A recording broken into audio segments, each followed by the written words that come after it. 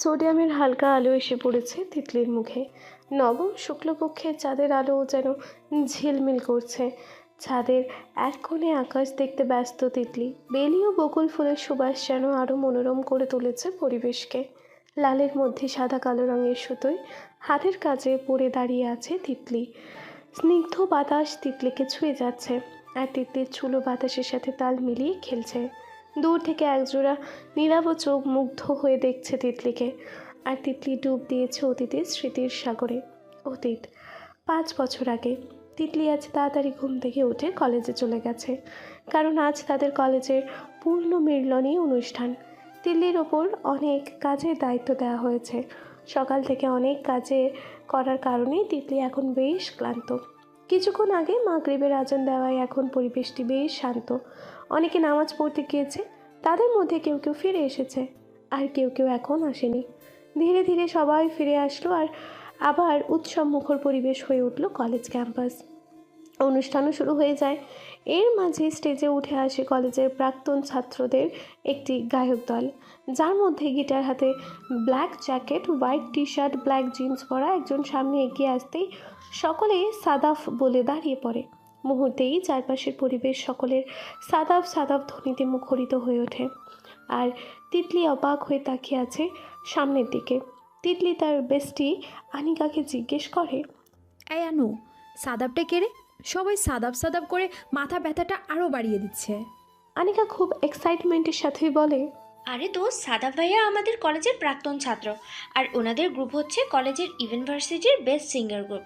ওনাদের গ্রুপের main leader হচ্ছে মেহরাব ভাইয়া আর সাদাব ভাইয়া। ওনাদের গান শুনলে তুই ফিদা হয়ে যাবি, তোর মাথা ব্যথা হাওয়া হয়ে যাবে। যদিও এখনও মেহরাব ভাইয়া আসেনি, ভাইয়া নাকি কি জরুরি কাজ পড়ে গেছে, আসতে একটু টাইম লাগবে। কিন্তু সাদাব ভাইয়াও কম না, অনেক ভালো গান করে, মেয়েদের ক্রাশ। আমি তো ওনাদের গ্রুপের সবার উপরই ক্রাশ খেয়ে বসে আছি। এক প্রকার লাফিয়ে লাফিয়ে কথাগুলো বলে আনিকা। উফ, আনিকা মেয়েটিও না বড্ড বেশি কথা বলে। তিতলি এবার বেশ বিরক্ত হয়ে কপাল কুঁচকেই বলল, উফ আনু, এবার থাম। ক্রাশ খাওয়া তো তোর ফার্স্ট কাজ, ভাতের চেয়ে বেশি ক্রাশ খাওয়া তো তোর নিত্যদিনের কাহিনী। কিন্তু কথা হচ্ছে, তুই ওনাদের সম্পর্কে এত কিছু কিভাবে জানলি? একেবারে 14 গোষ্ঠীর ডিটেলস বলে দিলি। কথাটি বলতেই আনিকা কিছুটা ভাব নিয়ে বলল, আমি অনেক কিছুই জানি ম্যাডাম। আর রইল 14 গোষ্ঠী, আরে মেরা ভাইয়ার 14 গোষ্ঠীর মধ্যে আমিও আছি।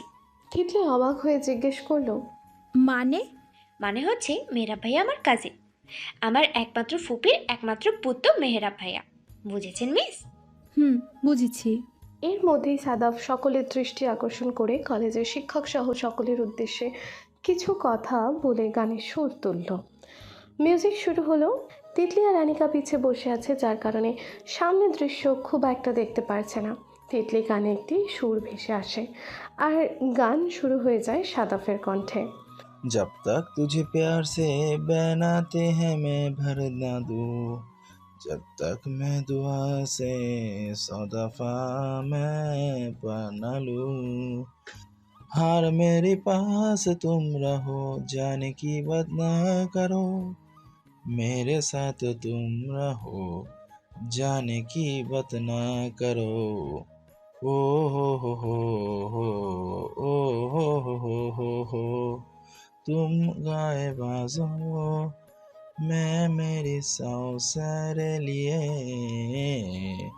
हान बादलों से उतर आ गया तुमको मेरे लिए, सिर्फ मेरे लिए। সাদাফ গান গাইছে, আর পেছনের সারিতে বসে তিতলি চোখ বন্ধ করে গান শুনছে। গান শেষ হতেই তিতলি চোখ খুলে তাকালো।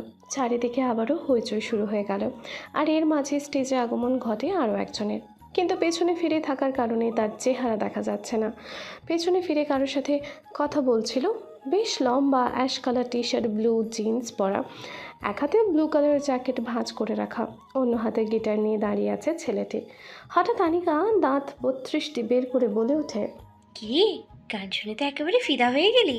তিতলি সামনের দিকে তাকিয়ে অন্যমনস্ক হয়ে বলল, হুম, কিছু বলছিস আনু? বলছি গান শুনে তো একেবারে ফিদা হয়ে গেলি।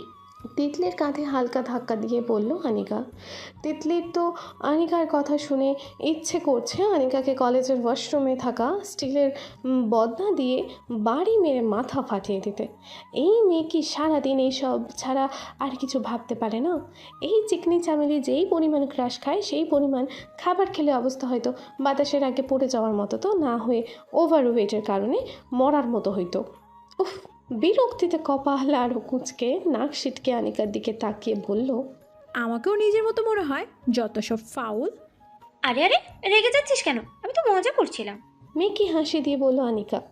বিরক্তির টপিক চেঞ্জ করতে তিতলি বলল, আচ্ছা কয়টা বাজে দেখ তো আনু।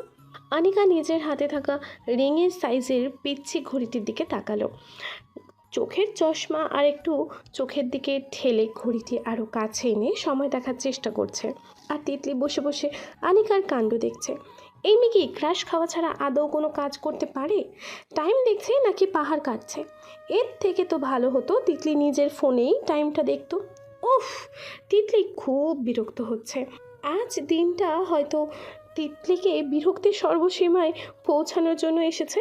আনিকার মুখে বিশ্বজয়ের হাসি ফুটে উঠল। মনে হচ্ছে সে আলোর গতিতে পৃথিবীটাকে নিজের আয়ত্তে করেছে। আনিকা তিতলির বিরক্তির ছাপ কাটাতে বলল, 7টা বাজে 10 মিনিট বাকি। কথাটি তিতলির মুখের বিরক্তির ছাপকে কিক বাট দিয়ে উড়িয়ে অবাক চিন্তা ও ছটফটানির ছাপ আনতে নিমিষেই সক্ষম হলো। তিতলির হুঁশ ফিরে আনিকার কথাতে। তিতলির মা আজ তিতলিকে তাড়াতাড়ি বাড়ি ফিরতে বলেছিল। কথা আর গানের মাঝে কখন যে এতটা সময় চলে গেছে তা খেয়ালই করেনি। তিতলি এক লাফে চেয়ার থেকে উঠে দাঁড়ায় আর তাড়াহুড়ো করে বলতে থাকে, আনু, মা তো আজ আমাকে তাড়াতাড়ি যেতে বলেছে। আমার তো খেয়ালই নেই, আমার এক্ষুনি যেতে হবে। আনিকার সামনে কাউকে দেখে তিতলিকে বলে, আরে তিতলি, সামনে দেখবে। আনিকাকে আর কিছু বলতে না দিয়ে তিতলি আবারও দ্রুত গতিতে বলে, কিসের ছাগলের মতো ম্যামে করছিস? তুই থাক তোর ছাগল নিয়ে আর ম্যামে কর, আমার যেতে হবে, যাচ্ছি, বাই। বলেই তিতলি ঝড়ের গতিতে বের হয়ে আসে সেখান থেকে। আর এদিকে আনিকা তিতলির কথা শুনে হতভম্ব হয়ে আছে। তিতলি তাড়াতাড়ি বের হয়ে কলেজের সামনে একটি রিক্সা পায়। তাড়াতাড়ি সেই রিক্সা ভাড়া করে উঠে পড়ে আর রিক্সাওয়ালাকে বলে, মামা কষ্ট করে একটু তাড়াতাড়ি চালান প্লিজ। তিতলি সাধারণত একা যাতায়াত করে না, আনিকার সাথে সব জায়গায় যায় আর নিজেদের গাড়ি করেই আসা যাওয়া হয়। কিন্তু আজ ড্রাইভার অসুস্থ আর আনিকাও লেট করে বাসায় যাবে, তাই তিতলির মা আগে থেকে বলে দিয়েছেন যাতে তাড়াতাড়ি বাসায় যায়। তিতলি রিকশায় উঠেও কলেজ থেকে ভেসে আসা আওয়াজ শুনতে পাচ্ছে। সবার একসাথে করা কলরব শুনতে পাচ্ছে। মনে হচ্ছে কারো নামে প্রতিধ্বনি করছে, ঠিক যেমনটা সাদাফ বলে করেছিল। কিন্তু এইবার সকলের ধ্বনি যেন আরও জোরালো হয়ে উঠেছে, সবাই যেন আরও মুখরিত হয়ে উঠেছে, কিন্তু নাম তার স্পষ্ট শোনা যাচ্ছে না। সাথে সাথেই সবাই আবারও নিশ্চুপ হয়ে গেল আর একটি গিটারের সুর ভেসে এলো। এই গিটারের সুরটি যেন তিতলির প্রতিটি শিরাকে শিহরিত করে তুলল। সাথে একটি স্নিগ্ধ বাতাস এসে তিতলিকে ছুঁয়ে দিয়ে গেল। তিতলি চোখ বন্ধ করে বাতাসে ভেসে আসা হাসনা হেনার সৌরভ নিল আর গিটারের সুরটি অনুভব করলো। বেশ কিছু দূর যাওয়ার পর সুরটি ধীরে ধীরে মিলিয়ে গেল। তিতলি ভাবলো হয়তোবা সাদাফ আবারও নতুন গান শুরু করেছে, কিন্তু গিটারের সুরটি কেন জানি তিতলির অস্পৃশ্য হৃদয়টিকে জানান দিচ্ছে, এটি সাদাফ না, এটি অন্য কেউ। এটি তোমার সাজানো ভালোবাসার রংমহলের একমাত্র প্রেম প্রদীপ। তিতলির স্বপ্ন এমন যে খুব ভালো একজন গিটারিস্ট তাকে খুব ভালোবাসবে, ভালোবাসার বাহুডোরে আবদ্ধ করে তিতলিকে গিটারে তাদের প্রেম সুর তোলা শেখাবে। সেই ব্যক্তিটি হয়তো বা সাদাফ, বা সাদাফের মতো তার আশেপাশেরই কেউ একজন। এইসব ভেবেই তিতলির মুখে এক চিলতে হাসি ফুটে উঠল, সাথে লজ্জা এসে এক ঝাঁক পাখির মতো ঘিরে ধরল। তিতলির ভাবনা জগতের মাঝেই পথ শেষ হলো আর তিতলি নিজের ভাবগুরু মনকে খানিক বিরতি দিয়ে ভাড়া মিটিয়ে বাড়িতে ঢুকে পড়ল। এবার আসে পরিচয় পর্বে। তিতলি ইন্টার 2য় বর্ষের ছাত্রী। মা, বাবা, দাদু ও আদরের একমাত্র ছোট ভাইকে নিয়ে তার পরিবার। তিতলির বাবা একজন নামকরা বিজনেসম্যান। তিতলি তো বাবার চোখের মণি। তিতলি লম্বায় 5 ফুট 5 ইঞ্চি, দুধে আলতায় গায়ের রঙের নরম তুলতুলে ত্বক, মনে হয় যেন ছুঁয়ে দিলেই রক্তের ফোয়ারা বয়ে যাবে। ফর্সা মুখে গোলাপের পাপড়ির মতো একজোড়া পাতলা গোলাপি ঠোঁট, ঘন কালো পল্লব ঘেরা গোল গোল চোখ জোড়া চিত্তাকর্ষক। হালকা পাকানো সিল্কি চুলগুলো ছেড়ে দিলে কোমর ছুঁয়ে যায়। রূপে যেমন অপরূপা, পড়ালেখায়ও তেমনি ভালো। তিতলি গান গাইতেও পারে, 4 বছর গান শিখেছে, তার গানের গলাও বেশ ভালো। তিতলির অনেক ইচ্ছা ছিল গিটার শেখার, কিন্তু পড়ার চাপে সময় বের করা হয়নি। তাই তিতলি স্বপ্ন দেখে এক সময়ও সেও গিটার শিখবে, কিন্তু তা আর অন্য কারো কাছে নয়, তার ভালোবাসার মানুষটির কাছে। গিটারে তোলা প্রতিটি সুর তখন তাদের ভালোবাসার সাক্ষী হয়ে থাকবে। তিতলি আদৌ জানে না এমন কেউ তার জীবনে আসবে নাকি, তবে সে অপেক্ষা করে ওই মানুষটার জন্য, যাকে সে ভালোবাসার প্রতিটি মনোমুগ্ধকর সুরে বলতে চায়, ভালোবাসা বুঝতে চায়, ভালোবাসা শিখতে চায়, ভালোবাসে বাঁচতে চায় শুধু তোমার মাঝে। হঠাৎ আজকাল তিতলির কেন জানি মনে হয় এই অপেক্ষার অবসান ঘটবে। আচ্ছা, কোনোভাবে ব্যক্তিটি কি সাদাফ, নাকি নিয়তির আড়ালে লুকিয়ে থাকা অন্য কেউ? এবার বলি সাদাফের কথা। সাদাফ মাস্টার্সে পড়ুয়া ছাত্র। সাদাফ বেশ ভালো গান করে। সাদাফের গ্রুপ কলেজ ও ভার্সিটির সবচেয়ে বেশি ফেমাস। সাদাফের বাবা ও ভাই রাজনীতিবিদ হওয়ার কারণে তাদের যথেষ্ট খ্যাতি থাকলেও শত্রুর অভাব নেই। সাদাফ কিছুটা গম্ভীর প্রকৃতির, কিন্তু বেশ ভালো মনের মানুষ। সাদাফ লম্বায় 5 ফুট 5 ইঞ্চি, ধবধবে ফর্সা ত্বকে পাতলা ভ্রু আর চোখ বেশ মানিয়েছে। সাদাফের দাড়ি সাধারণ দেখা যায় না, কারণ সাদাফ সবসময় ক্লিন সেভ করে, কিন্তু দেখতে বেশ হ্যান্ডসাম। ও হ্যাঁ, আনিকার কথা তো বলাই হয়নি। চাশমিশ আনিকাও বেশ সুন্দরী। সারাদিন খুব বেশি বকবক করা ও বস্তার বস্তা ক্রাশ খাওয়া তার নিত্যদিনের কাজ। বেশ প্রাণোচ্ছল একটি মেয়ে, সবসময় হাসি খুশি থাকে আর তিতলির পাশে থাকে। তিতলিও খুব ভালোবাসে তার আনুকে। আনিকারা 2 বোন 1 ভাই। আনিকার বাবা একজন ডক্টর। তারা 4 ভাই বোন, অর্থাৎ আনিকার একমাত্র ফুপি মিসেস রেহিনা চৌধুরী, তারই একমাত্র ছেলে মেহরাব রায়হান চৌধুরী। মেহরাবরা 2 বোন 1 ভাই। মেহরাবের বাবা নামকরা বিজনেসম্যান মাহফুজ চৌধুরী। মেহরাব মাস্টার্সে পড়ে, বেশ ট্যালেন্টেড স্টুডেন্ট ও অসাধারণ গায়ক। মেহরাবের গিটারের সুর সত্যিই অতুলনীয়। মেহরাব আর সাদাব বেস্ট ফ্রেন্ড। তাদের দুজনের হাত ধরেই এই গ্রুপের অগ্রযাত্রা হয়। মেহরাব লম্বায় 6 ফুট, উজ্জ্বল শ্যামলা ত্বকে খোঁচা খোঁচা দাড়ি ও একজোড়া ঘন ভ্রু। কারণ নজর কাড়তে মেহরাবের চোখ জোড়াই যথেষ্ট। মেহরাব বেশ মিশুক ও শান্ত স্বভাবের ছেলে। মেয়েরা মেহরাব বলতে পাগল। হাজারো মেয়ের ক্রাশ মেহরাব রায়হান চৌধুরী। সেদিন অনুষ্ঠানের পর থেকে তিতলি আবারও তার পড়াশোনা নিয়ে ব্যস্ত হয়ে পড়ে, কারণ সামনেই তার এইচএসসি পরীক্ষা। দেখতে দেখতে পরীক্ষা শেষ হয়ে যায়, তারপর আবারও শুরু হয় ভর্তির যুদ্ধ। অবশেষে তিতলি চান্স পেয়ে যায় তার স্বপ্নের ভার্সিটিতে। তিতলির অনেক দিনের ইচ্ছা সে এই ভার্সিটিতে পড়বে, কারণ ঢাকার টপ ইউনিভার্সিটিগুলোর মধ্যে এইটি একটি। আর তার ইচ্ছা পূরণ হলো। তিতলির সাথে আনিকাও চান্স পেয়ে যায়, দুজনেই একসাথে ভর্তি হয়। 3 দিন পর থেকে তাদের ক্লাস শুরু হবে। 3 দিন পর এক পাশে গাছপালা আর অন্য পাশে কিছু বড় দালানের মাঝে সাপের মতো ধূসর রঙের রাস্তাটি দিয়ে গাড়ি ছুটে চলেছে। সকালের মিষ্টি রোদ তার পরশ দিয়ে সব কিছু আলোকিত করছে। তিতলির মুখেও এসে পড়ার ইচ্ছে প্রকাশ করতেই তিতলি তাদের মাঝে দেয়াল হয়ে থাকা গাড়ির গ্লাস নামিয়ে দিয়ে তার অনুমতি দিয়ে দিল। সাথে সাথে রোদ্দুর মামা যেন খুশি হয়ে তার মুখেও মিষ্টি পরশ এঁকে দিল। সামনে মুখ এগিয়ে তিতলিও সেই পরশ ও কোমল হাওয়াকে সাদরে গ্রহণ করে নিল। তার পাশে কানে হেডফোন গুঁজে বসে আছে আনিকা। আজ দুজনেই একসাথে ভার্সিটি যাচ্ছে। জীবনে কলেজ নামক শিক্ষাস্তরের ইতি টেনে ভার্সিটি নামক নতুন ধাপে পদার্পণ করতে যাচ্ছে তারা দুজন।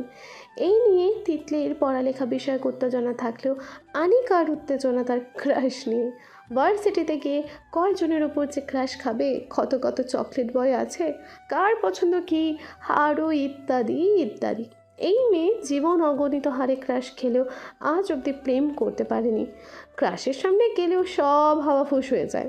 আনিকার ভাষ্য মতে তারা ভার্সিটিতে ঢোকার সাথে সাথেই তাদের ওপর ঝাঁপিয়ে পড়বে একদল সিনিয়র গ্যাংয়ের ভয়ানক র্যাগিং। বেশিরভাগ গল্প সিনেমাতে তো তাই হয়, কিন্তু তিতলি এই বিষয়টি মানতে বরাবরের মতোই নারাজ।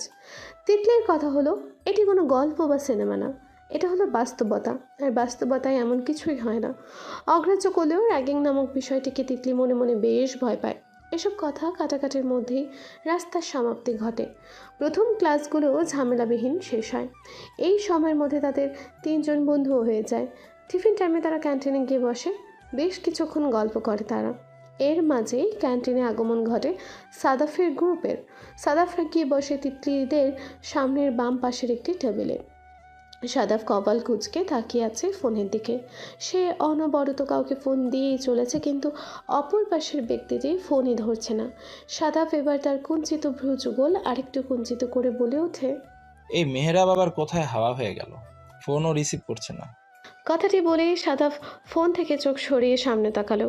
তখনই সাদাফের চোখ যায় আনিকার দিকে। এর আগেও সে মেহরাবের বাসায় কয়েকবার দেখেছে আনিকাকে, কিন্তু কখনো কখনো কথা বলা হয়ে ওঠেনি। আগেই দেখার কারণে সাদাফ আনিকাকে চিনে ফেলে, তাই সে আঙুল দিয়ে ইশারা করে বলে, ও হ্যালো মিস, কাম হেয়ার। সাদাফের কথায় আনিকা, তিতলি সহ তাদের বন্ধুরাও ঘুরে তাকায়। এতক্ষণ আনিকা তার ক্রাশের কাহিনী বলতে আর বাকিরা কাহিনী শুনতে এতটাই ব্যস্ত ছিল যে সাদাফ রোজ ক্যান্টিনে এসেছে তা খেয়ালই করেনি। না হলে আনিকার তো ক্রাশের কাহিনী বাদ দিয়ে সাদাফের 14 গোষ্ঠীর লেকচার শুরু হয়ে যেত। আর তিতলি, সে তো আনিকার কোনো কথা কানে না দিয়ে আনিকার পাশে বসে ফেসবুক স্ক্রল করছিল, কারণ আনিকার বস্তার বস্তা ক্রাশ খাওয়ার গল্প শুনতে শুনতে কান পচে যাওয়ার উপক্রম। আর সাদাবদের যেহেতু সে খুব একটা চেনে না, তাই তারা আসার পরও কোনো রকম কিছু না বলে আগের মতোই ফেসবুক স্ক্রল করতে থাকে। এদিকে সাদাফের কথা শুনে আনিকা একবার আশেপাশে তাকে বলে, জি ভাইয়া, আমাকে বলছেন? সাদাফ আনিকার দিকে তাকিয়ে বলে, হ্যাঁ তোমাকে বলছি। আনিকা এবার মনে মনে বেশ খুশি হয়, কারণ আজ সে তার ক্রাশ বয় সাদাফের সাথে কথা বলতে পারবে। কিন্তু কিছুটা নার্ভাসও লাগছে এই ভেবে যে সাদাফ তাকে কি বলবে, আর সে কি সাদাফের কথা ঠিকঠাক জবাব দিতে পারবে। এইগুলো ভেবেই আনিকা সাদাফের টেবিলের সামনে গিয়ে গেল, আর তিতলি সেদিকে ভ্রু কুচকে তাকিয়ে রইল। আনিকা কিছুটা নার্ভাসনেসের সাথে বলল, জি ভাইয়া, বলুন। তুমি মেহরাবের কাজিন আনিকা, রাইট? জি ভাইয়া। আনিকা ছোট্ট করে জবাব দিল। তোমাকে আমার কিছু কথা বলার ছিল, একটু জরুরি। সাদাফের কথায় আনিকা অবাক চোখে সাদাফের দিকে তাকিয়ে রইল। এমন কি জরুরি কথা বলবে সাদাফ? এদিকে তিতলিও ভ্রু জোড়া কিঞ্চিত কুচকে তাকিয়ে আছে সাদাফের দিকে। সাদাফের কথা শোনার জন্য আগ্রহ নিয়ে তাদের পানে চেয়ে রইল। সাদাফ বলে উঠল, মেহরাব কোথায় গেছে তুমি কি কিছু জানো? আসলে ও সকালে ভার্সিটিতে এসেছিল, কিন্তু তোমাকে আর সাথে কাকে যেন আনতে যেতে হবে বলে বেরিয়ে পড়ে। তারপর আর আসেনি।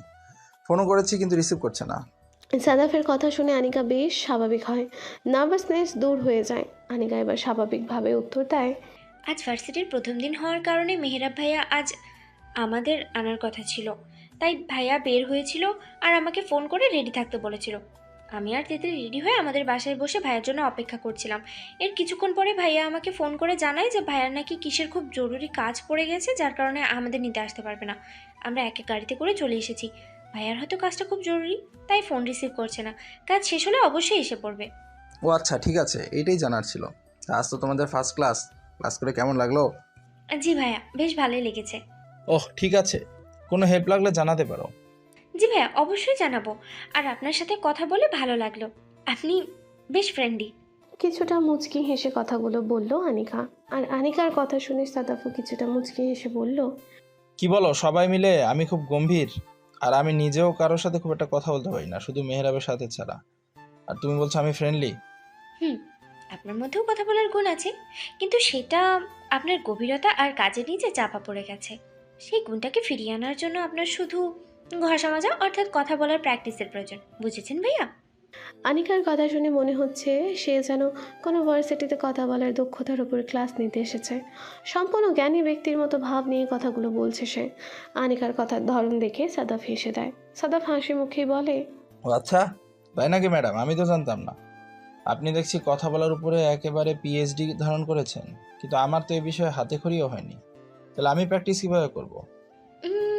হ্যাঁ, আপনি চাইলে আমি এই বিষয়ে আপনার সাহায্য করতে পারি। হাতে খড়ি, তারপরে প্র্যাকটিস। বাহ, আমি তো বেশ সহজেই ম্যাডাম পেয়ে গেলাম। আচ্ছা, এবার তাহলে পরিচয় করিয়ে দিই। ভাইয়া, ও হচ্ছে আমার বেস্ট ফ্রেন্ড তিতলি। তিতলিকে দেখিয়ে বলে, আর তিতলি, উনি হচ্ছেন সাদা ভাইয়া। আসসালামু আলাইকুম ভাইয়া। ওয়ালাইকুম আসসালাম, কেমন আছো? আলহামদুলিল্লাহ ভালো। ভাইয়া আপনি কেমন আছেন? আমিও ভালো আছি। তিতলি, আনিকা, সাদাফ তারা তিনজনে বেশ কিছুক্ষণ গল্প করলো। না, তিনজন বলে ভুল হবে, আনিকা নিজেই বেশিরভাগ কথা বলেছে। তিতলিও এর মাঝে মাঝে তাল মেলাচ্ছে, আর সাদাফ আনিকার দিকে গভীরভাবে তাকিয়ে আছে। আনিকার প্রতিটি কথা শুনছে সে। কথা বলার সময় ঠোঁটের বিভিন্ন আকৃতি করা, থেকে থেকে ভ্রু কুচকানো, আবারও বিরক্তিকর সাথে সামনে চলে আসা চশমা উঠিয়ে নেওয়া, কথা বলার সময় হাতকে বিভিন্ন রকমভাবে নাড়াচাড়া করা, এই প্রতিটি বিষয় সাদাফ গভীরভাবে পর্যবেক্ষণ করেছে। আনিকার প্রতিটি বিষয় সাদাফের খুব মোহনীয় লাগছে। আনিকার কথার মাঝে সে হারিয়ে যাচ্ছে। কথা বলতে বলতেই টিফিন টাইম শেষ হয়ে যায়। টিফিন টাইম শেষ হতেই তিতলি আর আনিকা উঠে দাঁড়ায়, কারণ এখন তাদের ক্লাস আছে। তাই তারা সাদাফ থেকে বিদায় নিয়ে ক্লাসের উদ্দেশ্যে রওনা হওয়ার সময় সাদাফ আনিকাকে বলে উঠল, এই যে ম্যাডাম, আপনার ফোন নাম্বার তো দিয়ে যান, না হলে কথা বলার ক্লাস করব কিভাবে? আনিকা চশমা উঠিয়ে বলল, তার প্রয়োজন নেই মিস্টার স্টুডেন্ট। আজ রাত 10টায় আমি নিজেই আপনাকে কল করব, রেডি থাকবেন কিন্তু। জি অবশ্যই মিস কথার রানী। সাদাফের কথা শুনে আনিকা খিলখিলিয়ে হেসে উঠল, আর সাদাফ মুগ্ধ নয়নে আনিকার দিকে চেয়ে রইল। তিতলি আনিকাকে যাওয়ার জন্য তাড়া দিতেই আনিকা হাত নাড়িয়ে সাদাফকে বাই বলেই চলে যায়। আর এদিকে সাদাফ এখনও আনিকার যাওয়ার পানে চেয়ে রইল। সে যেন এক ঘড়ির মাঝে চলে গেছে। কিরে কি হলো, কোথায় হারিয়ে গেলি? সাদাফের বন্ধু রাকিবের কথায় তার ধ্যান ভাঙে। সাদাফ রাকিবের দিকে তাকিয়ে আমতা আমতা করে বলল, কই আমি ঠিক আছি। কতটা ঠিক আছিস তা তো আমরা ভালো করেই জানি। এতদিনের বন্ধুত্ব কি এমনি এমনি হয়েছে? এতক্ষণ বসে বসে আমরা তোর কাহিনী দেখছিলাম। আগে তো কারোর সাথে ঠিক মতো কথাই বলতি না, আর এখন আনিকাকে পেয়ে আমাদের দিকে ফিরেও তাকালি না, আর আনিকার দিকে এক দৃষ্টি তাকিয়েছি। কি ব্যাপার বলতো? আরে তেমন কিছুই না। তেমন বলতে কেমন? আর আসলেই তোর কিছু হয়নি তো? হয়ে না থাকলে বলেই রাখি, ওভাবে তাকিয়ে থাকিস না, মামা না হলে আবার তেমন থেকেও বেশি কিছু হয়ে যাবে। কথাটা বলেই রাকিব সহ বাকি বন্ধুরা হেসে দিল।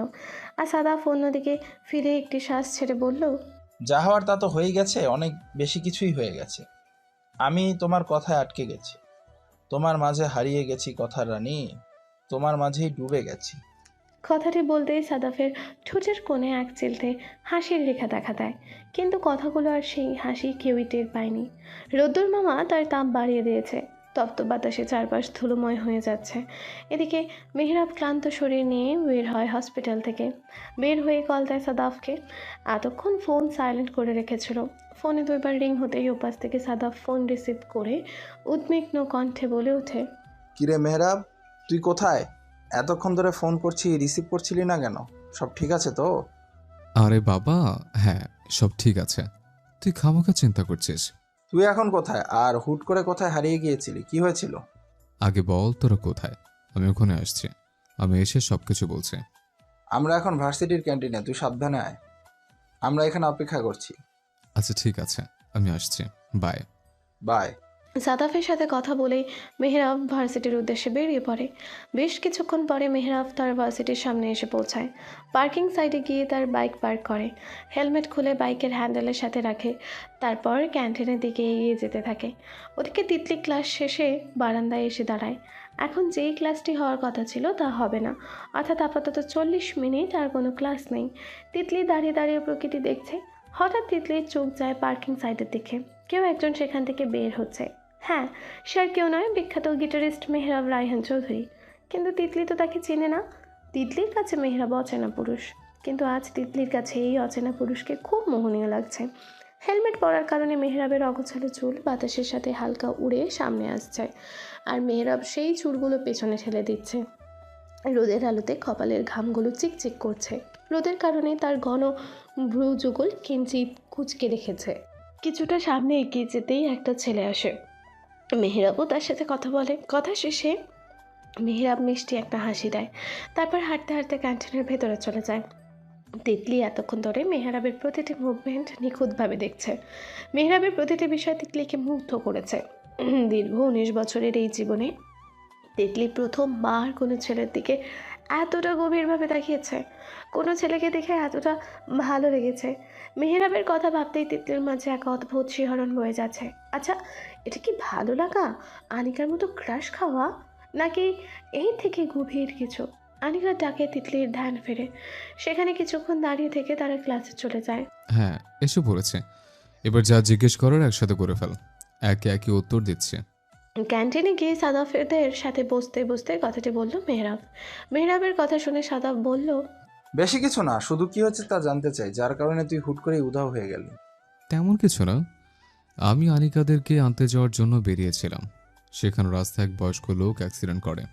আমি তাড়াতাড়ি ওনাকে হসপিটালে নিয়ে যাই। আর আনিকাকে ফোন করে বলি যে আমি তাদের আনতে যেতে পারবো না। তারপরে ভদ্রলোককে হসপিটালে অ্যাডমিট করালাম। ওনার পকেটে থাকা ফোন বের করে বাড়ির লোকজনদেরকে জানালাম। এর কিছুক্ষণ পর ওনার 2 ছেলে আসলো। আমি তাদেরকে সব খুলে বললাম আর সবকিছু বুঝিয়ে দিয়ে চলে এলাম। ये है मेरी कहानी अपनी जुबानी। और कोई सवाल है? नहीं, अब सब कुछ क्लियर है। বলেই সাদাব মুচকে হাসে আর তারা সবাই আবার আড্ডা দিতে ব্যস্ত হয়। বাইরে ঝিরে ঝিরে বাতাস বয়ে যাচ্ছে, চাঁদের আলোয় নাইট কুইন ফুলগুলো নিজেদের শুভ্রতার সৌন্দর্য সানান দিচ্ছে, সেই সাথে আছে হালকা মিষ্টি সৌরভ। সব মিলে এখন মনে হচ্ছে আসলে এই ফুলের নামের সার্থকতা এর মধ্যেই নিহিত আছে। তিতলি বারান্দায় এসে তার চারপাশগুলো আলতো পরশে ছুঁয়ে যাচ্ছে, তারপর বারান্দায় থাকা রকিং চেয়ারটিতে গা এলিয়ে দেয়। এই সময় গান শোনার ইচ্ছেগুলো বাস্তবে পরিণত হওয়ার জন্য তার কাছে আকুল আবেদন করছে। এতদিন পড়ার চাপে গান শোনাই হয়নি, আজ অনেক দিন পরে গানের জগতে প্রবেশ করবে আবার। তিতলি কানে হেডফোন গুঁজে একটি বাংলা গান প্লে করলো। শুরুতেই একটি গিটার সুর, এই গিটারের সুরটি শুনে তিতলির সেই দিন কলেজের অনুষ্ঠান থেকে ফেরার সময় ভেসে আসা সুরটির কথা মনে পড়ে। কি সুন্দর সেই সুরটি, কতটা মনোমুগ্ধকর! ইস, এতটা গভীরভাবে এতটা সুন্দর করে গিটার কেউ কীভাবে বাজাতে পারে? আচ্ছা, সেই ব্যক্তিটি কি সাদাফ নাকি অন্য কেউ? এই বিষয়টি খুব করে জানতে ইচ্ছে করছে তিতলির। নিজের ইচ্ছেকে দমিয়ে রাখতে না পেরে এই রহস্য উদ্ঘাটন করতে ফেসবুকে লগ ইন করে। ফেসবুকে সে সাদাফের পেজে ঢোকে, দেখা যাক কিছু পাওয়া যায় কিনা। তিতলির রহস্য উদ্ঘাটনের কাজের সফলতার চিহ্নস্বরূপ সেই দিন অনুষ্ঠানের একটি ভিডিও পায় সাদাফের পেজে। তিতলি সঙ্গে সঙ্গে ভিডিওটি প্লে করলো, দেখলো সেদিন সাদাফের সেই বক্তব্য দেওয়ার অংশ। তিতলি ভিডিওটির কয়েক মিনিট এগিয়ে দিল। এবার দেখলো সাদাফ তার গান শেষ করেছে। হ্যাঁ, সেদিন সে এই পর্যন্তই ছিল, এরপরে সেখান থেকে বের হয়ে যাওয়ার কারণে আর কিছু দেখা হয়নি। সাদাফের গান শেষ হওয়ার পরে সে দেখলো স্টেজে বেশ লম্বা একজন এগিয়ে আসছে। আরে, এটি তো আজ সকালে দেখা সেই অচেনা মানুষটি যার দিকে তিতলি মুগ্ধ নয়নে চেয়েছিল। তিনি সামনে এগিয়ে আসতে সকলে মেহরাব মেহরাব বলে চিৎকার করে প্রতিধ্বনিত তুলতে থাকে। তিতলি এবার অবাক হয়ে ভিডিওটি দেখতে থাকে। কিছুক্ষণ পরেই তিতলির মস্তিষ্ক তাকে জানান দেয় যে তার কানে এখন তার সেই অতি পরিচিত ও প্রিয় গিটারের সুরটি ভেসে আসছে। তবে কি এই মেহরাব, যার গিটারের সুর, যার হাত নাড়ানো, যার খোঁচা খোঁচা দাড়ি, এমনকি প্রতিটি মুভমেন্ট তিতলির মাঝে শিহরণ জাগিয়েছিল? ভাবতেই তিতলির মাঝে বিদ্যুৎ খেলে গেল, কিন্তু পরক্ষণেই ঠোঁটের কোণে এক চিলতে হাসি আর মুখে একরাশ লজ্জা জায়গা করে নিল। তিতলি ভিডিওটি থেকে বের হতেই তার চোখ আটকে যায়। ইংরেজির গোটা গোটা অক্ষরে লেখা, সাদাফ রিজওয়ান ইজ উইথ মেহরাব রায়হান চৌধুরী, অর্থাৎ মেহরাবকে ট্যাগ দেওয়া। এটি এতক্ষণ তিতলি খেয়াল করেনি। লেখাটি দেখে তিতলি মেহরাবের পেজে ঢোকে, সেখানে মেহরাবের ছবিগুলো দেখতে থাকে। তিতলি মেহরাবের সেই নীলাভ চোখ জোড়ায় আটকে যাচ্ছে। ইস, এই মানুষটার চোখ এত সুন্দর কেন? তিতলি প্রতিটি ছবি খুঁটিয়ে খুঁটিয়ে দেখছে। নিজের অজান্তেই ঠোঁট জোড়া প্রসারিত হয়ে ডান গালে ছোট্ট টুলের সৃষ্টি করেছে। একটি ছবিতে মেহরাব ঠোঁট কামড়ে হাসছে। সেই ছবিটির দিকে তাকিয়ে তিতলি আনমনেই বলে ফেলে, ইস, তুমি এতটা সুন্দর কেন, এতটা স্নিগ্ধ কেন? তোমার প্রতিটা দৃষ্টি, প্রতিটা হাসি, প্রতিটা মোহনীয় কেন? জানো তোমার এই স্থির চিত্র কতটা টানছে আমার। মন তো চাইছে খুব করে ভালোবাসতে, ইচ্ছে করছে ভালোবেসে ডুবে যেতে তোমার মাঝে। রোদ্দুর মামা মন খুলে তার আলো বিতরণ করছে চারপাশে। ধীরে ধীরে তার প্রখরতাও বেড়ে চলেছে। বাতাসতার প্রভাবে তপ্ত হয়ে উঠেছে। এতে নাট্যকলা ভবনের পেছনে থাকা পুকুরের হালকা সবুজ পানিগুলো ঝিলিমিলি করছে, আর চারপাশে গাছের ছায়ার নিচে থাকা বেঞ্চগুলোর মধ্যে একটিতে বসে দৃশ্যটি উপভোগ করছে তিতলি। বরাবরের মতো প্রকৃতির মাধুর্য তার মনকে প্রফুল্ল করে তুলেছে, কিন্তু আনিকার কথা মনে হতেই বিরক্তিতে তার কপাল কুঁচকে যাচ্ছে। এই মেয়ে পারেও বটে, আগে তো সারাদিন ক্রাশ ক্রাশ করতো, আর এখন বাচাল বিদ্যা প্রদানে ব্যস্ত হয়ে পড়েছে। ভার্সিটিতে এসে প্রথম ক্লাসগুলো ভালোভাবেই করে, কিন্তু ব্রেক টাইমের পরের দুটো ক্লাস অফ, কারণ একজন টিচার অসুস্থ, যিনি গতকালও আসেননি, আর আরেকজন টিচার জরুরি কাজে বেরিয়ে পড়েছেন। তাই এই অফ টাইমে প্রায় সব নতুন স্টুডেন্টরা ভার্সিটি ঘুরে ঘুরে দেখছে। আনিকা আর তিতলিও ঘুরে দেখছিল, আর তখন সাদাফ আসে। এসেই আনিকার সাথে হাঁটার আবেদন করলে আনিকাও তাতে সম্মতি দেয়। গতকাল রাতেও নাকি 3 ঘন্টা 57 মিনিট তারা কথা বলেছিল। ভাবতেই অবাক লাগে, এই গম্ভীর সাদাপো এত কথা বলেছে নাকি শুধু আনিকা বলেছে আর সাদাপ শুনেছে। এই বিষয় তিতলি নিশ্চিত না হলেও এদের হাবভাব দেখে এইটা নিশ্চিন্ত যে তাদের মাঝে প্রেম প্রেম ভাব হয়ে গেছে। তাই তিতলি কাবাব মে হাড্ডি হতে চায়নি। সে পুকুর পাড়ে এসে বসেছে। যাওয়ার সময় আনিকা বলেছে তাড়াতাড়ি চলে আসবে। প্রায় 1.5 ঘন্টা হতে চলল, কিন্তু আনিকার আসার নাম নেই। একটু পরে আবার ক্লাস শুরু হবে, এই পর্যন্ত অপেক্ষা করবে। তারপরে আনিকা আসুক বা না আসুক তিতলি ক্লাসে চলে যাবে বলে সিদ্ধান্ত নিল। আবার এত সময় এভাবে বসে থাকতে হবে ভেবেই তিতলির মুখের বিরক্তির ছাপ আরও তীব্র হলো। কিন্তু তিতলির বিরক্তির ছাপ কাটিয়ে দেয় একটি ছোট্ট নরম তুলতুলে হাতের স্পর্শ। তিতলি হাতের মালিককে দেখার জন্য পিছে ফিরতে দেখলো একটা বাচ্চা মেয়ে দাঁড়িয়ে আছে, যার বয়স 2.5 থেকে 3-এর মধ্যে হবে। সে ভাবুক দৃষ্টিতে তাকিয়ে আছে তিতলির দিকে। তিতলি বাচ্চাটিকে দেখে মুচকি হেসে তার হাত ধরে নিজের পাশে বসিয়ে বলে, এই যে কিউট অ্যাঞ্জেল, নাম কি আপনার? হুম। আর এখানে কি করছেন? আপনাকে তো আপনার মা বাবা না পেলে অনেক খুঁজে করবে। বাচ্চাটি তিতলির দিকে সেই ভাবুক দৃষ্টিতেই তাকিয়ে বলল, আচ্ছা, আগে বলো তো, তুমি কি আমার তিতলি আম্মা? বাচ্চাটির মুখে নিজের নাম শুনে তিতলি বেশ অবাক হয়, আর সাথে মাম্মাম কথাটি শুনে তো সে অবাকের চরম সীমানায় পৌঁছে যায়। নিজেকে কিছুটা স্বাভাবিক করার চেষ্টা করে জিজ্ঞেস করে, আপনি আমার নাম কিভাবে জানলেন কিউট অ্যাঞ্জেল? আর আমি আপনার মাম্মাম কিভাবে হলাম? আগে আমাকে তুমি কোলে বলতে হবে, তাহলে কিচ্ছু বলবো না।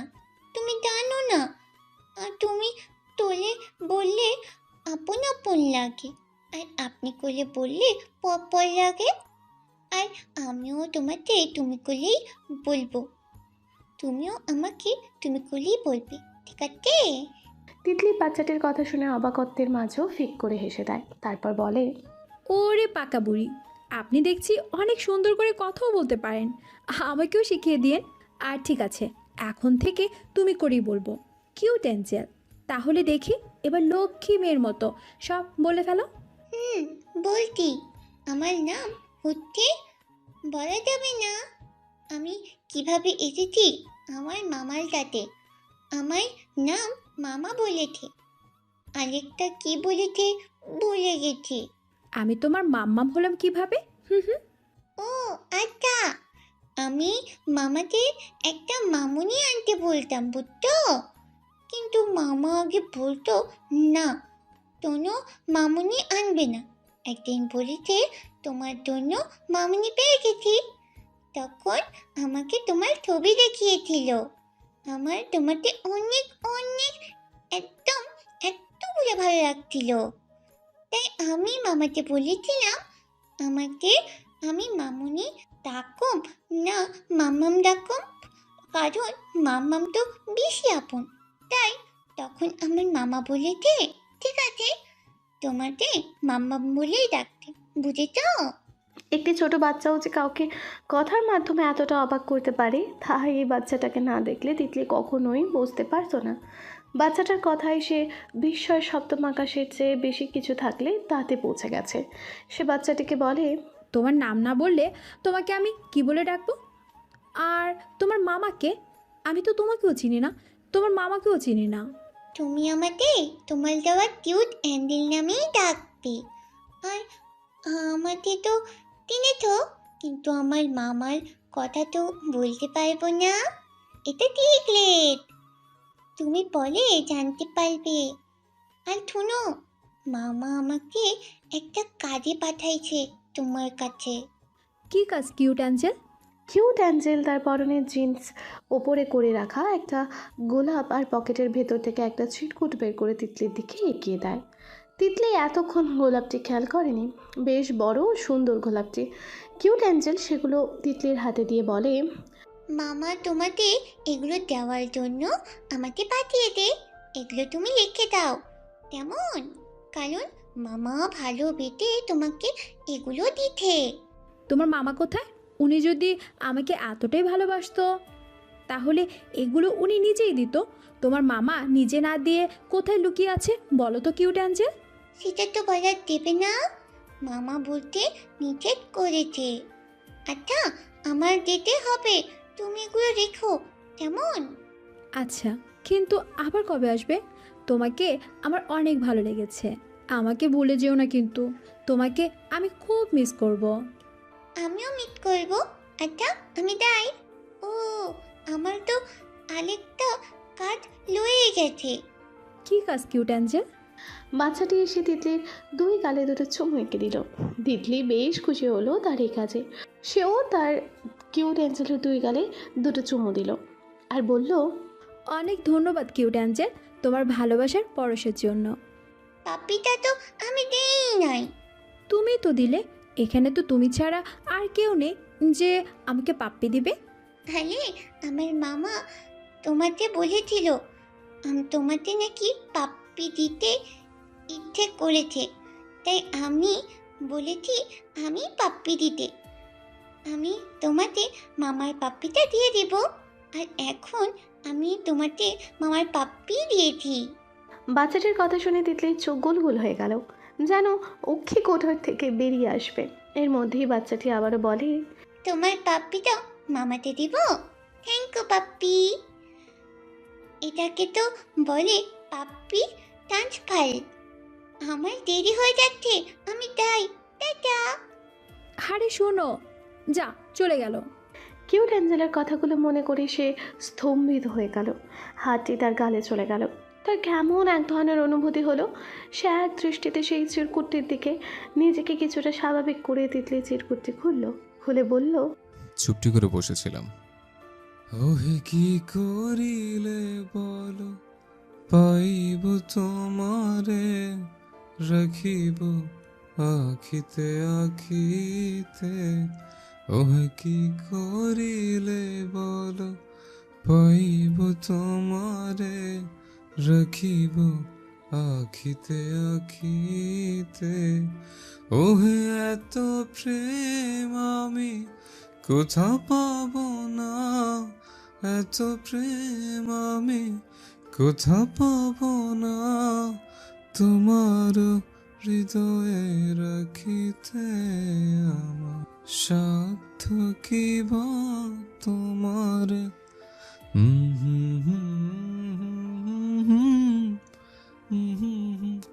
লা লা লা লা লা লা লা লা লা লা লা লা। মাঝে মাঝে তব দেখা পাই, চিরদিন কেন পাই না। জানতে চাও কে সে? আর কেউ নয়, আমার হৃদয় হরণে সেই মায়াপুরীটি হলে তুমি। তোমার মায়ের মাঝে হারিয়ে গেছে। সে প্রথম দেখায় তোমাকে দেখে আমি স্তম্ভিত হয়ে গেছে। প্রতিটি দিন তোমার ছবি বুকে জড়িয়ে ঘুমায়। ঘুম থেকে উঠে ছবিতে তোমার সেই মায়া ভরা মুখটি দেখে, তোমার হাসিটি দেখে দিন শুরু করে। কিন্তু জানো, তবুও তোমার শূন্যতে কাটিয়ে ওঠা সম্ভব হয়নি, কারণ ওটা তো তোমার ছবি, তুমি না। আমি তো তোমাকে চাই। আমি চাই আমার ঘুম শুধু তোমাকে দেখেই নয়, তোমার ভালোবাসা পরশে ভাঙুক। প্রতিটি সকালে আমি তোমার নরম হাতের ছোঁয়া পেতে চাই। সকালের মিষ্টি রোদে তোমার মুখে ছড়িয়ে যাওয়া হাসি রেখার ছোট্ট টুলটি নিজ হাতে ছুঁয়ে দিতে চাই। সকালবেলায় ঘুম জড়ানো চোখে তোমায় দেখে তোমার ভেজা চুলে মুখ ডুবাতে চাই। কোনো একদিন আমি তোমার হাতে একটি লাল শাড়ি দিয়ে বলবো, যাও এটা পরে এসো। আজ আমরা এক গ্রামের দাম্পত্য হিসেবে নৌকাতে ঘুরে বেড়াবো। চাষিদের প্রতি তাদের বউদের ভালোবাসা দেখব, গ্রাম্য প্রকৃতির রোমাঞ্চকর দৃশ্য দেখব, গ্রাম্য পরিবেশকে আমাদের ভালোবাসার জানান দিব। তোমার নৌকার মাঝি হয়ে নদীর মাঝখানে গিয়ে জ্যোৎস্না বিলাস করব। তুমি আমার কথা শুনে খুশি হয়ে তাড়াতাড়ি তৈরি হয়ে চলে যাবে। আমি তোমার জন্য অপেক্ষা করতে থাকবো। আমার অপেক্ষার অবসান ঘটিয়ে তুমি দরজা খুলবে। দরজা খোলার আওয়াজে আমি ফিরে তাকাবো। তখন আমার চোখ আটকে যাবে তোমার মাঝে। আমি ডুবে যাব। আমায় এক দৃষ্টিতে তাকিয়ে থাকতে দেখে তুমি আমার সামনে তুলি বাজাবে। এতে আমার ধ্যান ভাঙবে। আমার অবস্থা দেখে তুমি খিলখিলিয়ে হেসে উঠবে। আমি মুগ্ধ নয়নে তোমার দিকে চেয়ে থাকবো। হৃদকম্পন বেড়ে যেতে থাকবে। মুখে ফুটে উঠবে এক চিলতে হাসে। তখন আমি তোমায় বলবো, জানো মায়াপুরী, তোমার এই হাসি আমি কতটা ভালোবাসি। এতে তুমি লাজুক হাসবে। তারপর আমরা বেরিয়ে পড়ব গ্রাম দম্পতির বেশে। শুধু কল্পনা নয়, বাস্তবে আমি তোমাকে পেতে চাই। গ্রাম্য দম্পতির বেশে জ্যোৎস্না বিলাস করতে চাই। হ্যাঁ মায়াপুরী, আমি তোমার মাঝে হারাতে চাই। সবার সম্মতিতে আমি তোমাকে আমার করে নিতে চাই। তুমি কি আমায় দিবে তোমার মাঝে ডুবে যাওয়ার ভালোবাসার অধিকার? এটি তোমার মাঝে হারিয়ে যাওয়া সেই নামহীন প্রেমিক। চিরকুটটি পড়ে তিতলি স্তম্ভিত হয়ে গেল। কিছুক্ষণ আগে ঘটে যাওয়া ঘটনা আর এই চিরকুটটার বিষয় কিছুই মাথায় ঢুকছে না। মাথায় শুধু একটাই প্রশ্ন ঘুরপাক খাচ্ছে, কে হতে পারে এই ব্যক্তি? সময় এবং নদীর স্রোত কারোর জন্য অপেক্ষা করে না। বিষয়টি যেমন সবার জীবনে সত্যি, তিতলির জন্যও তাই। ভিন্ন কিছু নয়, তার জীবনে নামহীন প্রেমিকার খোঁজ নেওয়ার জন্য সময়কে ধরে রাখতে পারেনি। সেদিনের সেই ঘটনাটির পর 1 বছর কেটে গেছে। পিচ্চি বাচ্চাটি প্রতিদিন তিতলির সাথে দেখা করতে আসে ভার্সিটিতে, আর সাথে একটি করে গোলাপ ও চিরকুট দিয়ে যায়। সাথেই চুমু দিতে চাইলে তিতলি তার মামার ব্যাপারটি মনে করে পিছে সরে যায়। এই বছরে বেশ অনেক কিছু পরিবর্তন হয়েছে। তিতলি আর আনিকা অনার্স 2য় বর্ষে উঠেছে। পিচ্চি বাচ্চাটি আগে থেকে বড় হয়েছে, আর তার তোতলানো কথাগুলো ঠিক হয়ে গেছে। এখন সে সম্পূর্ণ স্পষ্টভাবে কথা বলতে পারে। আনিকা আর সাদাফের প্রেম অনেক আগে থেকে জমে ওঠে। প্রথমে আনিকা তেমন পাত্তা না দিয়ে মনে করেছিল সাদাফও অন্য ছেলেদের মতো শুধু ক্রাশ, কিন্তু সময়ের ব্যবধানে সে বুঝতে পারে যে তার ধারণা সম্পূর্ণ ভুল। সে সাদাফকে ভালোবাসে। সাদাফ আগে গম্ভীর থাকলেও এখন তার কথার রানীর সাথে থেকে থেকে তারই মতো প্রাণোচ্ছল হয়ে গেছে। সবার সাথে প্রাণ খুলে কথা বলে, হাস্যোজ্জ্বল থাকে। আনিকা যেমন সাদাফের মধ্যে পরিবর্তন এনেছে, সাদাফও তেমন আনিকার মধ্যে একটি কঠিন পরিবর্তন আনতে সক্ষম হয়েছে। আর সেটি হলো আনিকার ক্রাশ খাওয়ার ব্যাপারটি। প্রথম প্রথম আনিকা সাদাফকে তার ক্রাশের বিবরণ দিত, আর সেগুলো শুনে সাদাফ রাগে ফুঁসত। আনিকাকে এসব ব্যাপারে কথা বলতে মানা করতো, কিন্তু আনিকা তেমন পাত্তা দিত না। একদিন তো আনিকা সাদাফের সামনে একটি ছেলেকে দেখে বলে যে সে তার ক্রাশ। এমনকি আনিকা গিয়ে সেই ছেলেটির সাথে সেলফিও তুলে আসে। এতে সাদাফ তেলে বেগুনি জ্বলে ওঠে। সেদিন সাদাফ প্রথমবারের মতো আনিকাকে তার ভালোবাসার কথা জানায়, আর বলে যে সে আনিকাকে ভালোবাসে। দেখেই তার মুখে অন্য কারো নাম শুনতে পারে না। আর আনিকা যদি এমন ক্রাশ নিয়ে পড়েই থাকে তাহলে যেন তার সাথে আর দেখা না করে এবং কথা না বলে। কথাগুলো বলে সাদাফ চলে যায়। এদিকে আনিকা বোকা হয়ে যায় সাদাফের কথা শুনে। তারপর সে সাদাফকে অনেক কল দিল, কিন্তু সাদাফ ফোন রিসিভ করেনি। পরে ফোন বন্ধ করে রাখে। সাদাফের বাসার ল্যান্ড ফোনে কল দিয়েও সাদাফের সাথে কথা বলতে পারেনি। অনেক চেষ্টা করেও আনিকা 3 দিন সাদাফের সাথে কোনো যোগাযোগ করতে পারেনি। 3 দিনে সে সাদাফের শূন্যতা বুঝতে পারে। সাদাফকে ছাড়া তার দম বন্ধ হওয়ার উপক্রম। আনিকা তখন বুঝতে পারে যে সে সাদাফকে অনেক বেশি পরিমাণে ভালোবাসে। পরে অনেক কষ্টে মেহরাবকে বলে সাদাফকে ভার্সিটিতে আনায়। সাদাফ জানতো না যে আনিকাও আছে। মেহরাব সেই পুকুর পাড়ে সাদাফকে রেখে আসে। সাদাফ সেখানে আনিকাকে দেখে চলে আসতে চাইলে আনিকা সাদাফের হাত ধরে। সাদাফ ফিরে তাকাতেই আনিকা সাদাফকে জড়িয়ে ধরে হাউমাউ করে কেঁদে দেয়। আনিকাও বলে যে সাদাফকে ছাড়া সে অসম্পূর্ণ, অনেক ভালোবাসে সাদাফকে। সাদাফও নিজেকে আর দমিয়ে রাখতে পারেনি। সেও আনিকাকে নিজের সাথে শক্ত করে জড়িয়ে ধরে। মুখে তৃপ্তির হাসি ফুটে ওঠে। সেই থেকে আনিকা কখনো অন্য কোনো ছেলের দিকে তাকায়নি, কারণ তার ক্রাশ রাজ্যে ছিল, আছে আর থাকবে শুধু সাদাফের বসবাস। আনিকা আর সাদাফের রিলেশনের কথা তাদের পরিবার জানতে পারে। আনিকার পরিবার সাদাফের বাবা আর তার ভাই রাজনীতিবিদ হওয়ার কারণে প্রথমে একটু অনীহা প্রকাশ করলেও পরে সকলেই মেনে নেয়। আর 2 বছর পরে তাদের বিয়ে দেওয়ার সিদ্ধান্ত হয়। আর তিতলি তো প্রতিদিন মেহরাবের ছবি দেখা আর তার অভ্যাসে পরিণত হয়েছে। মেহরাবের ছবি না দেখলে কোনোভাবেই তার ঘুম আসে না। এর মধ্যে মেহরাবকে এসে বেশ কয়েকবার দেখেছে, কিন্তু মেহরাব হয়তো তাকে খেয়ালই করেনি। তিতলির মাঝে মাঝে ইচ্ছে করতো মেহরাবের সাথে গিয়ে কথা বলতে, কিন্তু দ্বিধাবোধ করার কারণে কখনো কথা বলা হতো না। আর হ্যাঁ, সেই চিরকুটগুলো পড়াও তার অভ্যাস। সেই সাথে পিচ্ছি বাচ্চাটিও। কিন্তু সব হয়তো একসাথে শেষ হয়ে যাবে। কাল মেহরাবদের লাস্ট ক্লাস। ভার্সিটির মোস্ট ট্যালেন্টেড ব্যাচ হওয়ার কারণে ছোটোখাটো একটা অনুষ্ঠানের আয়োজন করা হয়েছে, কিন্তু মেহরাব চলে যাবে। আর হয়তো কখনো দেখা হবে না ভাবতেই তিতলির বুক হু হু করে উঠল। সে বাচ্চাটিও বলেছে সে নাকি কালকের পরে ভার্সিটিতে আর আসবে না। তাহলে কি আর কোনো চিরকুট পাবে না? এই অভ্যাসগুলো ছাড়া সে কীভাবে দিন কাটাবে? ভাবতেই খুব কষ্ট হচ্ছে তিতলির। এসব ভাবনা চিন্তার মাঝেই এক নির্ঘুম রাত কাটিয়ে দিল সে। পিচ্চি বাচ্চাটি অর্থাৎ তিতলির কিউট অ্যাঞ্জেল তার হাত ধরে টেনে নিয়ে যাচ্ছে। আজ অনুষ্ঠান, কিন্তু তিতলি এক কোণে বসেছিল, কারণ সে মেহরাবকে দেখলে হয়তো তার কষ্ট আর ধরে রাখতে পারবে না, তার যন্ত্রণা আরও বেড়ে যাবে। তাই সে পুকুর পাড়ের এক কোণে বসেছিল। হুট করে কোথা থেকে কিউট অ্যাঞ্জেল এসে আমার সাথে চলো বলে হাত ধরে নিয়ে যেতে লাগলো। আরে আরে, কিউট অ্যাঞ্জেল, কোথায় নিয়ে যাচ্ছ আমায়? তুমি না এতদিন আমার মামাকে দেখতে চেয়েছিলে, তাই আজ তোমাকে আমার মামার কাছে নিয়ে যাচ্ছি। কিউট অ্যাঞ্জেল, আজ না আমার মন ভালো নেই, আজ যেতে ইচ্ছে করছে না। অন্য সময় এসে দেখিও তোমার মামাকে। না তিতলি মামা, তোমার আজই যেতে হবে। আমি আর কোনো কথা শুনবো না। তিতলি অগত্যার কথা না বাড়িয়ে তার সাথে যেতে থাকলো। সেখানে গিয়ে তো তিতলি অবাকের চরম সীমানে পৌঁছে গেল, কারণ তার সামনে মেহরাবই গিয়ে আসছে। তিতলির সামনে এসে মেহরাব হাঁটু কেটে বসে পড়ে।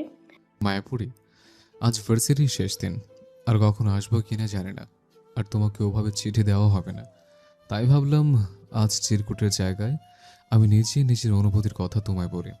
তোমাকে কলেজে সে অনুষ্ঠানে দেখি আমার মধ্যে এক অদ্ভুত অনুভূতির জন্ম হয়। সেদিন আমি তোমাকে ডিটেলস বের করি, যার কারণে অনুষ্ঠান আসতে দেরি হয়েছিল। তারপর থেকে তোমার অগোচরে তোমার খোঁজখবর রাখি। তোমার পরীক্ষা ছিল বলেই কিছু জানায়নি। তারপর ভার্সিটিতে আসার পর থেকে পরিচয় গোপন করে চিঠি দেওয়া শুরু করি। হুট করে আমি তোমাকে এমন কিছু বললে তুমি হয়তো কখনোই মেনে নিতে না। সত্যি তোমাকে অনেক বেশি ভালোবাসি, আর তোমার যদি আমার পছন্দ না হয় তাহলে আমি দূরে চলে যাব। কখনো তোমায় বিরক্ত করতে আসবো না। তোমার অমতে কিছুই হবে না। ভালোবাসি মায়াপুরি, খুব বেশি ভালোবাসি। আমি তো তোমার মাঝে হারিয়ে গেছি। আমার অবুঝ মনটা শুধু তোমাকেই চায়, তোমার সাথেই তোমার মাঝে ডুবে যেতে চায়। তুমি কি দেবে আমার সে অধিকার? এতটুকু বলেই মেহরাব তিতলির দিকে এক গুচ্ছ গোলাপ এগিয়ে দিয়ে উৎসুক নয়নে চেয়ে আছে। তিতলির তো যেন অবাকের রেশ কাটতেই চাইছে না। সে এতদিন ধরে যাকে চেয়েছিল আজ সেই তাকে ভালোবাসে বলছে। তিতলি একবার চারপাশে তাকিয়ে দেখে সবাই উৎসুক দৃষ্টিতে তিতলির দিকে তাকিয়ে আছে। সকলেই তিতলির উত্তরের অপেক্ষায় আছে। তিতলি এবার মেহরাবের দিকে তাকিয়ে এক আঙুল ওপরে নিচে নাড়িয়ে মেহরাবকে বসা থেকে ওঠাতে ইশারা করলো। মেহরাব ভাবছে তিতলি এখনই তাকে বলে দেবে যে সে তাকে ভালোবাসে না, আর মেহরাবকে বিরক্ত করতে মানা করবে। এসব ভেবে মেহরাব উঠে দাঁড়িয়ে একটি দীর্ঘশ্বাস ছাড়ে। মেহরাব মাথা নিচু করে কিছু বলতে যাবে, তার আগে তিতলি এসে সবার সামনেই তাকে শক্ত করে জড়িয়ে ধরে। ঘটনার আকস্মিকতায় মেহরাব হকচকিয়ে যায়। তার এখন ব্যাপারটি বুঝতে কষ্ট হচ্ছে। ভালো কি শুধু আপনিই বাসতে পারেন, আমি পারি না? আমিও তো আপনার মাঝে বিভোর হয়ে গেছি। আপনি আমার ঘুম কেড়ে নিয়েছেন। আপনার ছবি দেখে ঘুমাই, না হলে তো আমার দু চোখের পাতাও এক হতে নারাজ। কিন্তু এখন আমি আপনার ছবিকে না, আপনাকে দেখে ঘুমাতে চাই। আপনার মাঝে বিভোর থাকতে চাই, আপনার মাঝে হারিয়ে যেতে চাই, কারণ আমি ভালোবাসি আপনাকে, অনেক বেশি ভালোবাসি। মেহরাব তো যেন আকাশের তারা পেয়ে গেছে। চারপাশে সকলেই বেশ খুশি হয়েছে তিতলির কথা শুনে। তারাও করতালি দিতে থাকে। মেহরাবও তিতলিকে শক্ত করে জড়িয়ে ধরে। কিন্তু মায়াপুরি, আপনার মাঝে কথাটি কেমন হজম হয়নি, কেমন পরপর লাগছে। তিতলি মেহরাবের বুকে মাথা রেখে মুচকি হেসে বলে, আমি বিভোর হতে চাই, ডুবে যেতে চাই শুধু তোমার মাঝে। বাজিমাদের আজে তিতলি তার অতীতের স্মৃতি থেকে বের হয়। এতক্ষণ সে 5 বছর আগে ঘটে যাওয়া ঘটনাগুলো স্মৃতিচারণ করছিল। জীবনকে সুন্দর করতে সেই দিনগুলো যে অপরিহার্য ছিল। তিতলি শব্দ শুনে আকাশের দিকে তাকিয়ে দেখে খুব সুন্দর করে ফানুসের মাধ্যমে লিখে উঠেছে, হ্যাপি অ্যানিভার্সারি মায়াপুরি। আজ তিতলির বিবাহবার্ষিকী। তবে এটি দ্বিতীয়। আজ থেকে 2 বছর আগে তিতলি আর মেহরাবের বিয়ে হয়, আর আজ দ্বিতীয় বিবাহবার্ষিকী শুরু হতেই অর্থাৎ রাত 12টা থেকে প্রতিটি মুহূর্ত উপভোগ করতে মেহরাব এসব করছে। মেহরাব এগিয়ে এসে তিতলিকে পেছন থেকে জড়িয়ে ধরে। তিতলির ঘাড়ে মুখ রেখে কানের কাছে ফিসফিস করে বলে, হ্যাপি অ্যানিভার্সারি মায়াপুরি। তিতলিও মুচকি হেসে মেহরাবের হাতের ওপর হাত রেখে বলে, হ্যাপি অ্যানিভার্সারি। তিতলির হাত ধরে মেহরাব তিতলিকে নিচের দিকে ঘোরায়। তারপর হাঁটু গেড়ে বসে তিতলিকে একটি ডায়মন্ডের রিং পরিয়ে দিয়ে চুমু খায়। তারপর তিতলির কোমর জড়িয়ে পেটে চুমু খেয়ে বলে, তোমাকে অনেক বেশি ভালোবাসি মায়াপুরি, কিন্তু এখন থেকে আরো বেশি ভালোবাসবো, কারণ এখন যে আমাদের ভালোবাসার ছোট্ট অংশ বের উঠছে তোমার মাঝে।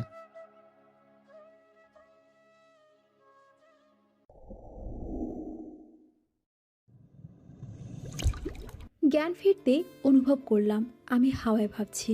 পড়ে যাব ভেবে আমি কারো গলা জড়িয়ে ধরলাম। ততক্ষণে বুঝতে পারলাম কেউ আমায় কোলে নিয়ে হাঁটছে।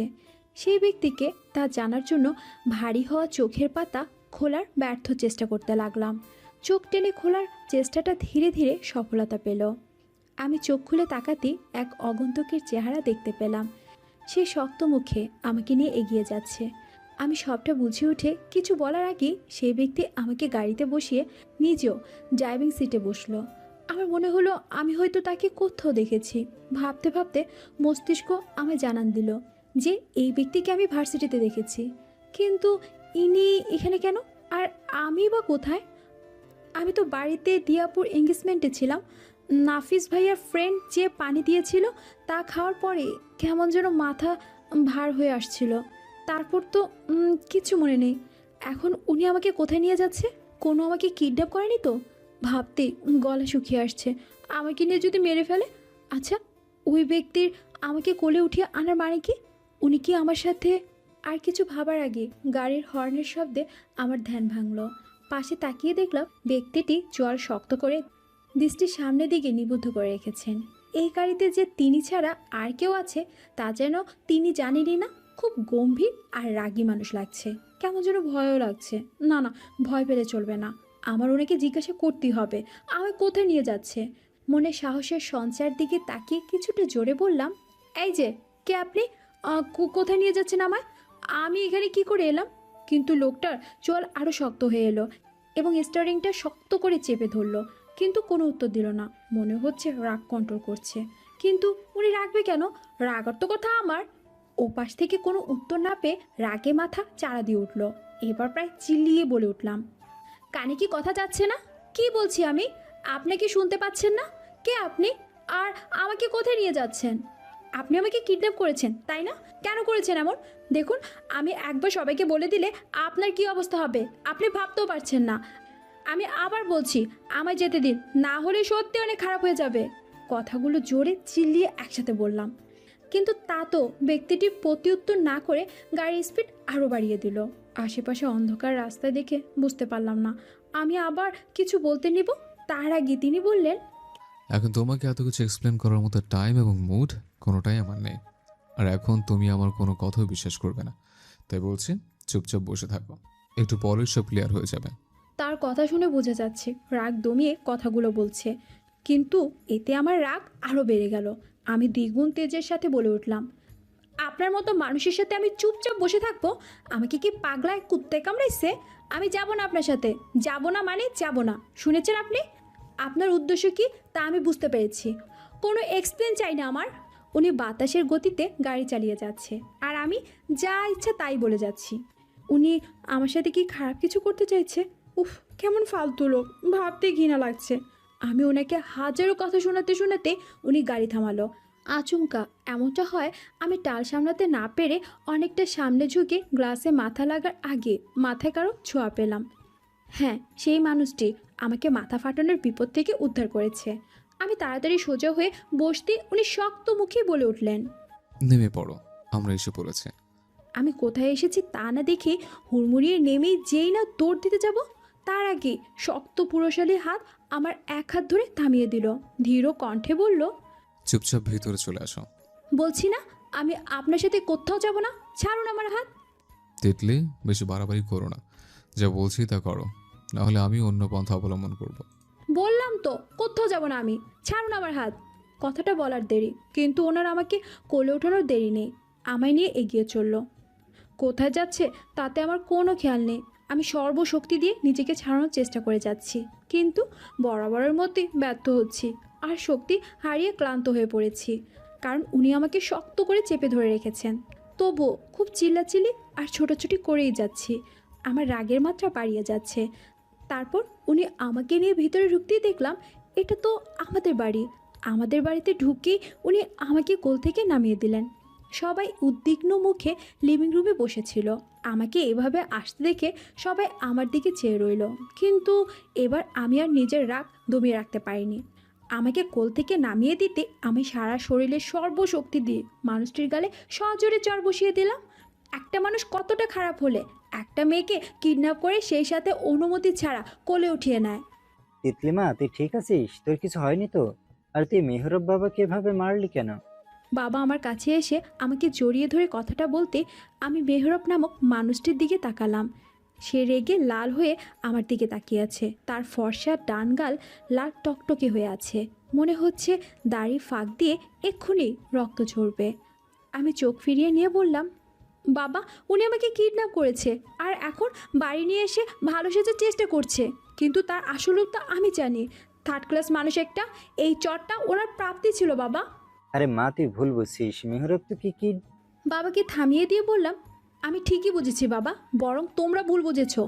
এই মানুষটার এমন রূপ দেখো তাকে ভালো মনে করছো, কিন্তু আমি তা করছি না। আরে মা, কথাটা তো শোন। I don't wanna hear anything about this stupid person. I just hate him. বলে ধূপধাপ পা ফেলে নিজের রুমে এসে দরজা লাগিয়ে শুয়ে পড়লাম। বাইরে সবাই ডাকাডাকি করছে, কিন্তু আমি কোনো প্রত্যুত্তর করছি না বলে কিছুক্ষণ পরে চলে যায়। কারণ তারা জানে যে এখন হাজার ডাকলেও কোনো লাভ হবে না। রাগ কমা ছাড়া আর কারোর সাথে কথাই বলবো না। আজ আমার জ্যাঠাতো বোন দিয়া আপুর এঙ্গেজমেন্ট ছিল, তাই বাসায় অনেক মেহমান ছিল। সন্ধ্যার পরে ছেলেপক্ষের মানুষও চলে আসে। যখন অনুষ্ঠান শুরু হবে তখন আমার খুব পিপাসা পেয়েছিল, তাই আমি কিচেনে যেতে নিলে নাফিস ভাইয়া অর্থাৎ আমার ফুফাতো ভাইয়ের এক বন্ধু এসে আমার দিকে একটা পানির বোতল এগিয়ে দিয়ে বলে আমাকে কে যেন বাগানে রাখছে। আমি পানি খেয়ে বাগানের দিকে পা বাড়াই, কিন্তু সেখানে গিয়ে কাউকে না দেখে ফিরে আসতে নিলে আমার চোখে মুখে অন্ধকার নেমে আসে, মাথা ঝিমঝিম ধরে যায়। আমি নিজের ভর আর ধরে রাখতে না পেরে পড়ে যেতে নিলেই কেউ আমাকে ধরে ফেলে, কিন্তু কে তা আর দেখতে পাইনি। আর তারপরে কিছুই আমার মনে নেই। যখন আমার জ্ঞান ফিরে তখন নিজেকে মেহরবের কোলে আবিষ্কার করলাম। অনেকক্ষণ এইভাবে শুয়ে থাকার পরে দরজার কর্নারের শব্দ কানে এলো। এই প্রজাপতি, আমি এসেছি, দরজা খোল প্লিজ। দিয়াপুর কণ্ঠ পেয়ে আমি উঠে বসলাম। এই মানুষটা আমার খুব প্রিয়, আমাকে বুঝে, খুব সুন্দর করে বোঝায় আর সব সময় আমার পাশে থাকে। আমি উঠে গিয়ে দরজা খুলে দিলাম। দিয়াপু ভিতরে এসে আমাকে ফ্রেশ হয়ে আসতে বলল। আমি ফ্রেশ হয়ে এসে দেখলাম আপু খাবার নিয়ে বসে আছে। আপু আমাকে খাইয়ে দিল আর আমাকে টুকটাক কথা বলতে থাকলো। আমি জ্ঞান হারানোর আগের এবং পরের সব কথা আপুকে বললাম। কথাগুলো শোনার পর আপু বলল, প্রজাপতি, তুই তো বলিস যে চোখের সামনে আমরা যা দেখি সব ঠিক না, তাই না? তা তো ঠিক। তাহলে আমার কথাগুলো একটু মন দিয়ে শুন। বলো আপনি।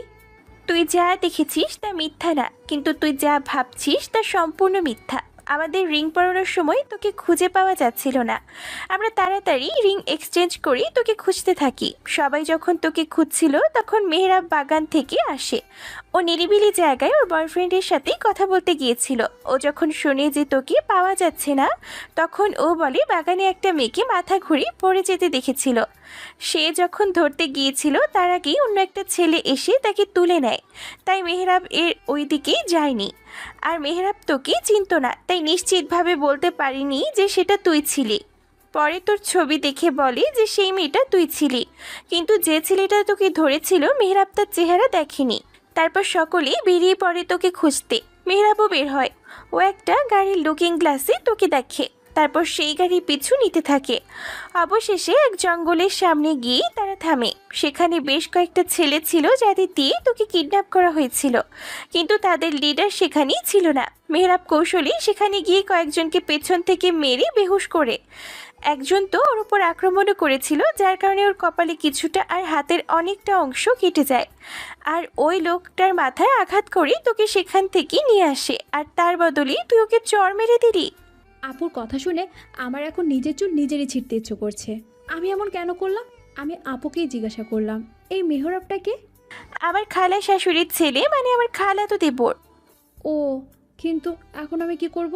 যে জোরে চড়টা মেরেছি আমার হাত তো এখনো জ্বলছে, আর যা রাগী চেহারা, নিশ্চিত আমাকে কাছে চিবিয়ে খাবে। মেহরাব এমনি বেশ শান্ত স্বভাবের, কিন্তু যখন রেগে যায় তখনকার কথা বলার বাহিরে।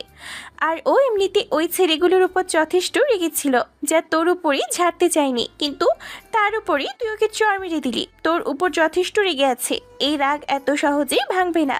আর ও ছেলেগুলোকে ধরে নিয়েছে, তাদের কি হাল করে আল্লাহ ছাড়া আর কেউ জানে না। আমি কাঁদো কাঁদো ফেস করে বললাম, আপনি, আমি এখন কিভাবে সরি বলবো নাকি? আমার ভয় লাগছে। তা আমি কি করে জানি? তবে তোদের ভার্সিটিতেই ফাইনাল ইয়ারে পড়ে, ভার্সিটিতেই না হয় সরি বলে দিস। এখন এসব চিন্তা বাদ দিয়ে ঘুমিয়ে পড়।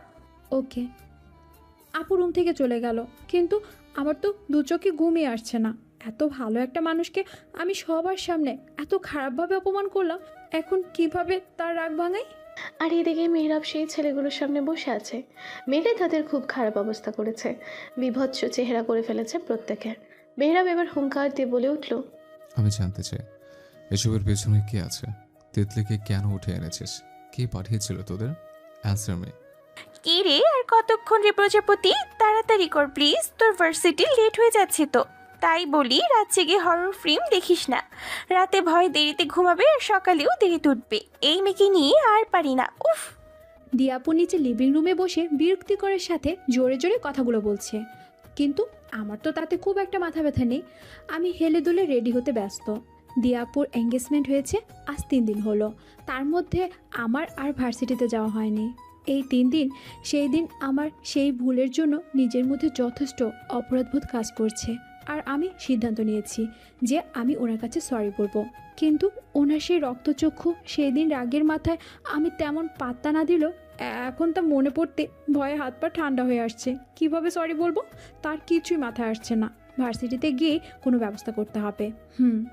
ওই দিনের পরের দিন নাফিস ভাইয়াকে বলি তার সেই বন্ধুর সাথে যোগাযোগ করতে আর খোঁজ করতে যে কি মিশিয়েছিল। তাকে ফোন করে শুরুতে পাওয়া না গেলেও বেশ কিছুক্ষণ পর পাওয়া গেল।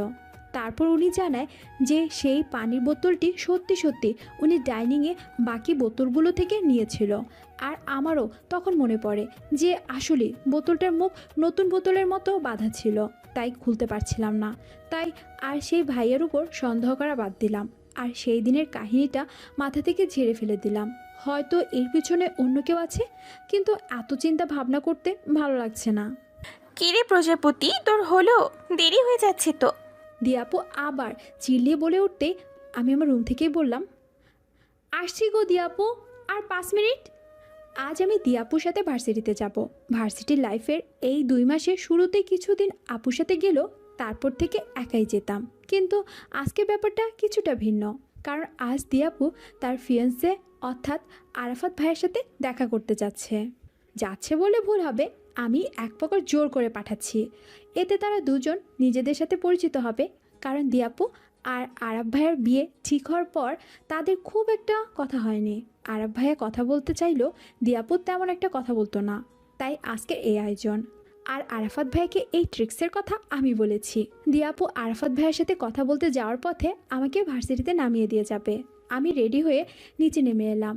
দিয়াপু আমার দিকে তীক্ষ্ণ দৃষ্টিতে তাকিয়ে কিছু বলার আগে আমি বলে উঠলাম, কী ব্যাপার দিয়াপু, এত তাড়া দিচ্ছ যে? আরাফাত ভাইয়াকে দেখার জন্য মন আনচান করছে বুঝি? দিয়াপুর দিকে তাকিয়ে কাঁধ দিয়ে তার কাঁধে হালকা ধাক্কা দিয়ে কথাটা বললাম আমি। দিয়াপু আমার দিকে চোখ গরম করে তাকিয়ে বলল,